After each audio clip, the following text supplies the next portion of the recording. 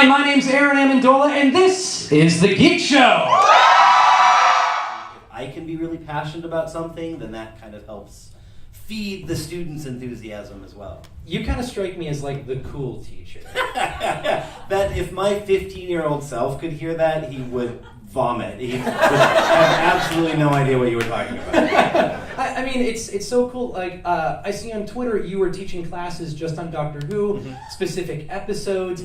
I would have killed for that kind of stuff. Yeah, it's taken a long time to kind of get to this place, and my parents still don't believe it. They every year at Thanksgiving. Do they know what Doctor Who is? Actually, they do. My dad's the person that introduced me to Doctor Who when That's I was so a young lad. Who was your first Doctor? Technically, my first Doctor would have been Tom Baker. That's a good one. That's a super good one. Yeah.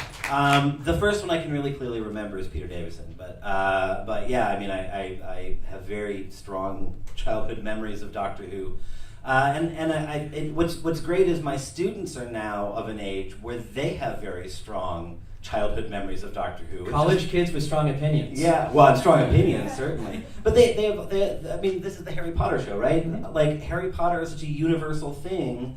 My students, whether they were freshmen in 2009 or seniors in 2016, they've all grown up with Harry Potter. It's a touchstone that we all can use to, like, see where we are in the world. Pretty much everybody identifies with some part of Harry Potter. Like, I was blown away when everybody responded so well to being in certain houses.